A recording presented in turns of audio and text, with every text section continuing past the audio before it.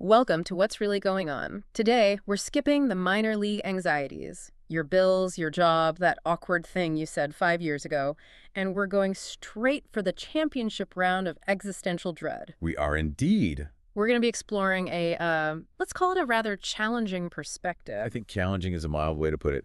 The material we're looking at today proposes something pretty extreme. Which is? That your entire life, this entire reality on Earth, isn't some beautiful, natural unfolding of freedom. It's a cage. A cage. A cage. A matrix. Mhm. A meticulously designed system of control and containment. And the mission, if you choose to accept it, isn't to make your cage more comfortable. No, not at all. The mission, as the material states it, is to transcend this system, to get out by any means necessary. Okay, so let's get into the mechanics of this five-star prison. The foundational idea, the thing that underpins the entire structure, is frequency. Exactly. This is the first principle you have to get your head around. Everything, they're very emphatic about this, everything has a signature frequency. So it's not just, abstract science. It's the literal bars of the cell. It is. The logic is that anything that enslaves you, anything that traps or limits your consciousness, that thing is a frequency. Oh, frequency. Yes, a corrupted vibration, a dissonant tone that holds you here in this material reality. Which leads to a pretty uncomfortable conclusion for your weekend plans. The material states whatever you indulge in affects your field. It's a direct warning. Every choice you make, the music you listen to, the news you consume, the food you eat, it's all a tuning fork. And you're either tuning yourself to a frequency of liberation, Right. or you're just sinking deeper into the mud. You're matching the resonant frequency of the trap itself. This is why the language is so urgent. It's not a game. It says this whole system, this full-on faculty-frying frequency, must be transcended. The escape starts with changing your vibration. Well, before we plan the jailbreak, we should probably take a look at the architecture. I mean, you have to know your enemy. You have to know the layout of the prison. And it seems our jailers have been busy. There's a whole catalog of depressing names for this place we call home. There really is. The variety of metaphors it's striking. It shows how pervasive this system is supposed to be. So we've got the assault course. That sounds lovely. Designed to just wear you out? Physically, mentally, spiritually. Yeah. Then there's the sunken place. Ah, yeah. That feeling of conscious paralysis. You know you're trapped, but you can't move. And of course, a fan favorite, Mm. the panopticon. Mm-hmm. The prison where you become your own guard because you assume you're always being watched. And then it gets a little more graphic. It does. We have the mincer. The mincer, just Yeah. grinding down human spirit into a manageable paste. And then there are the historical anchors. It's compared to Auschwitz Wow. and Moloch, the ancient god of child sacrifice. Yeah. So no punches pulled there. It's just a whole spectrum of misery, from the psychological to the mythological. It all ends up with my personal favorite, Chimp World. Chimp world. Simple. Like it is. Brutal. To the point. The point of this list, from the Kraken to the Combine, is that this isn't just one thing. It's not just politics or technology. It's everything. It operates on every level at once. Yeah. Which brings us to the genius of its construction, the core duality of the prison itself. Right. This is where it gets really clever. It's not one big bad guy. It's a perfectly calibrated tag team. A good cop, bad cop routine for your soul. The two components are culture and nature. So let's break down the first half of this nightmare duo. Culture, personified as Uncle Caesar. Yes, Uncle Caesar. And his symbol is the square, the man-made artificial grid, the box. The quarterly earnings report. Exactly. This is the dominator aspect of the matrix. And Caesar has one single, all-consuming drive. Win. Right. Avoid loss, avoid poverty, avoid shame at all costs. It's the whole system of social credit, status, and external validation. It's described as synthetic and soulless Amazon. Just this endless mimetic drive to acquire. And mimetic is the key word there. It spreads through imitation, not instinct. It's fashion, trends, ideologies. It's the manufactured self, the identity you're told to want. Okay, so that's the artificial side, the cold, hard square. What's the other side of the coin? The other side is nature, or as the material calls her, Grandma Gaia. Grandma Gaia. Sounds so wholesome. Don't be fooled. Her symbol is the circle. The endless, brutal cycle of life and death. This is the replicator aspect. And her drive is just as relentless as Caesar's, but more primal. It's survive, reproduce, avoid death. That's it. Full stop. She's described as raw and ruthless Amazon. This isn't a nurturing Mother Earth. This is the biological meat grinder. It's purely genetic. It's the clawing, gnawing, blind evolutionary process that only cares about one thing, continuing the biological code. And the really insidious part is how these two forces, Caesar and Gaia, work together. They're in perfect harmony. Caesar uses the square of law and money to control society. Gaia uses the circle of instinct and fear of death to control your body. So one traps your mind, the other traps your flesh. And your soul is stuck right in the middle. It's a perfect catch-22. You can't escape one by running to the other. Which is why the material insists you have to reject both. Completely. You have to see them as the twin entanglers of suffering. That brings us to the specific roots of that suffering. You have to pull up the weed by the roots. So for Grandma Gaia, the genetic prism, what's the root? The root is Birth. birth. Yeah. Just the act of showing up here. The act of manifesting in a physical body is considered the primordial fall. It's the moment your pure potential energy gets trapped in the entropic, decaying machine of a body. So congratulations on being born. You've been losing since day one. That's the perspective. And for Uncle Caesar's cultural prison, the root is just as fundamental. It has to be money. Money.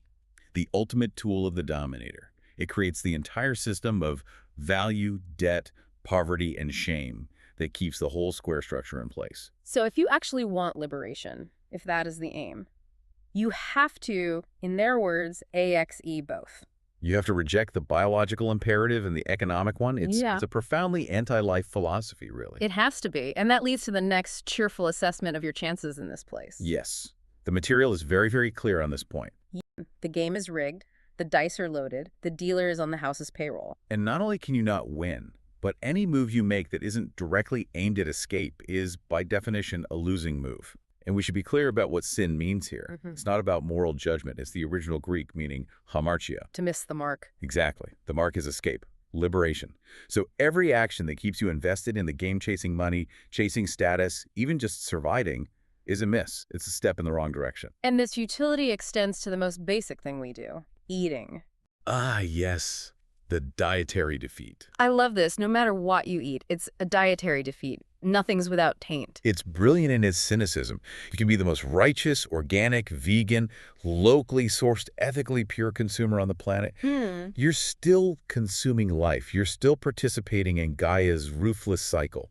You're still fueling the prison cell that is your body. So all that anxiety about what you're eating is just another distraction. It's another layer of preoccupation to keep you busy inside the walls. It keeps you from focusing on the only real problem, the walls themselves. Okay, so the game is unwinnable. The system is perfectly designed. How do they keep billions of inmates from just, rioting? They use psychological warfare. The emotional shackle. The serpent's snare. Precisely. These are the emotional traps, the pitfalls that have kept humanity manacled to the matrix for millennia. And there are 3 big ones. 3 satanic pitfalls. Number 1, anger. 2, love. And 3, fear. Wait, love, I get anger and fear, but love. Think about it. Love, in this context, is attachment. It's the powerful bond that keeps you tethered to other inmates, to the continuation of the species, to the drama of the prison yard.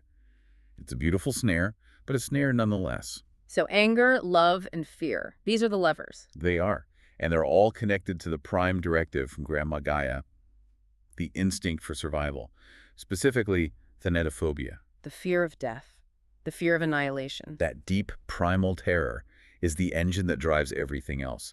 Fear makes you angry at threats. It makes you cling to love for safety. It's all managed by the oldest, most primitive part of our brain. The reptilian complex. The R complex. That's the one, the governor of instinct, territory, and survival. It's the part of you that is most susceptible to conditioning. So from the moment you're born, this R complex is being programmed. Coercively conditioned.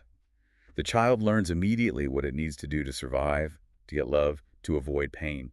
And in that process, You forget who you really are. you forget your true identity, which the material describes as pure energy, as potentiality. You trade that in for a conditioned, surviving self that knows how to operate within the cage. And this is why the only counter-philosophy is one of total renunciation. It has to be. Look at the big figures. Buddha said, life is suffering. And Jesus said, my kingdom is not of this world. Both of them were pointing away from the cage. They advocated for fully focused, voluntary simplicity. Minimalism. It's the only way to quiet the R complex. And what is the system, what does Satan or Caesar push? The exact opposite. Endless indulgence in selfish serpentine sensual stimulus. Keep consuming, keep desiring, keep yourself distracted. The whole I culture, the iPhone, the iPad. Yeah. It's all about reinforcing the individual ego, destroying any sense of we. But fighting that it's almost impossible for most people. The material has a fantastic description for us. We are acratric iron filings drawn by diabolical DNA-driven desire. Acratric. From acrasia, the state of acting against your own better judgment. So you know you shouldn't eat the whole pizza. You know you shouldn't waste hours scrolling. But you do it anyway. Because the magnetic pull of the DNA, the diabolical desire, is just too strong. You are biologically programmed to want what the cage provides. So is there any way out of that loop? Is there a back door? There is, but it's a strange one. And it's only available to a, let's say, highly evolved consciousness. The gateway is boredom. Boredom. Yes, Osho is quoted here. He says, boredom is absolutely human. No animal is ever bored. An animal is always busy surviving. So if you're bored, it means you've kind of transcended the basic survival game. You've mastered it to the point where its repetitions eat, sleep, work, reproduce, die have become utterly soul-crushingly meaningless to you. So being bored to death with life is actually a good sign. It's a spiritual breakthrough. The material suggests that out of boredom comes renunciation. When you are truly profoundly bored with the whole show, you're ready to leave the theater. You stop searching for a better seat and just look for the exit. Okay, so that covers the biological and psychological traps. But the prison is getting an upgrade. A major one. We're moving from the analog cage to the digital one. The system is being perfected for zero liberty, total control. This is where it gets very contemporary. The AI Antichrist. Yes, we're warned that this AI is rolling out what's called a mimetic matrix, a perfectly paralyzing planetary prison for the mass mind. It's the full-on faculty-frying frequency delivered via fiber optic cable, and the blueprint for it is already in our science fiction. It's a fusion of Orwell's 1984 and Huxley's Brave New World. So you get the total surveillance of Big Brother. Run by essential AGI, an artificial general intelligence, the world controller. Combined with the genetic engineering of Brave New World. Creating a CRISPR-cloned epsilon semi-moron slave population. People literally designed to love their servitude. And the big, ugly realization behind all of this. Humanity is a resource. We're not citizens, we're not individuals, we're livestock. Weird data points to be managed in the CRISPR crypto corral. And the physical grid for this management system is being built right now. It's the Internet of Things. Your smart fridge, your smart watch, your smart toaster. It's not about convenience. It's about creating a fully tracked and traced sensor-infused hive. The brave new planetary Plato's cave. And there's a quote from David Pierce that is just chilling. He says, every cubic meter of the planet is going to be computationally accessible to micromanagement and control. There's nowhere to hide. Not a single square inch off the grid. Which brings us to the corporate face of this beast. Right. The material is not shy about naming names. They call it the Bizotron. Otherwise known as Amazon, identified as the malevolent world destroyer. Its goal, to turn the entire planet into one single, massive, centrally controlled marketplace. And the mechanism of compliance, the thing that locks you in, it's the mark of the beast, or in this case, the mark of Bezos. And this isn't some future tech. It's the QR code and the quantum dot tattoo. There's a specific patent cited for that tattoo. This is real-world tech. And the prophecy is fulfilled. Nobody will buy or sell without it. You won't be able to participate in society unless you accept the mark, unless you are scanned, tracked, and approved by the central system. And the very medium we're using to have this conversation, the internet, is identified as the infection itself. The cyber plague. International internet imprisonment. Because it fosters that I culture, that intense egocentric focus that destroys any concept of we or community. It makes us easier to divide and conquer. And so, the grand, terrible conclusion to all of this technological enclosure. The Unabomber was right. You can't reform the system. You can only flee from it. Which is a perfect pivot to the solution, the radical, almost impossible solution for getting out. Right, and let's be blunt about the odds. The material says you have to be a born, bright, free-thinking alpha just to even see the bars of the cage. If you're not, you're a blinded, besotted beta at best. And for you, the game is pretty much already over. But for that 1 in a million alpha, there are two things you need. Gnosis and righteousness. Let's start with gnosis. This isn't just book learning. No, gnosis is self-knowledge. Hmm. It's the deep, profound understanding that the matrix isn't just out there. The prison is your mind. It's your body. It's your genome and your five senses. It's knowing that the real God, the true source, would never ask for worship or sacrifice, unlike Caesar and Gaia, who demand it constantly. That's gnosis, seeing the puppet strings attached to your own perceptions. And the second part is righteousness. This is the active part. It's about living selflessly. It's about forgiving your past mistakes inside the prison. And then, from that moment on, trying to do the right thing in every single situation without desire for reward or fear of punishment. You're essentially transmuting your own spirit, turning the lead of your conditioned self into pure gold. You're changing your frequency through action, preparing for the final escape. The strategy at death. Since the only way out is physical death, this moment is everything. It's the final exam. And the strategy applies a concept from Tesla. Tesla said to understand the universe, think in terms of energy, frequency, and vibration. So at the moment of death, the plan is to focus all of your willful intent on no frequency at all. The pristine peace. The silence that exists behind all the noise, all the frequencies. It's an act of supreme will because you have to bypass the astral plane, the recycling center. Ah, yes. The part where you're lured back in. Exactly. You have to actively avoid the holograms. What kind of holograms are we talking about? The comforting ones. The tunnel of light, seeing your dead grandmother. Angels. All of it is described as a fake. A counterfeit frequency designed to trick you back into the system of reincarnation. So the mantra in that final moment has to be... It is all hologram. You have to reject it all. And if you can do that, if you can maintain that focus on no frequency. You aim for the true source, the Gnostic ineffable Father, the virtuous void. No thing there. It's beyond all form, all worlds, all light. It's home. Because the final cosmic punchline is that this whole universe, everything we see and feel... It is simply what no-thingness looks like across a dissociative boundary. We're a dream that nothing is having. How wonderfully reassuring. So what can you do, while you're still stuck here waiting for the exit? There is a practical strategy, a very simple, very difficult one. Boycott. A total boycott of popular, perverse culture, of all material indulgence. No TV. The material calls it transmitted vitiation. No junk food, no pointless travel, no fashion, and absolutely no celebrations. No Christmas, no Easter, and especially no birthdays. Celebrating your birthday is celebrating your initial incarceration. The only antidote, the only way to clear your head in this aberrated asylum is solitude.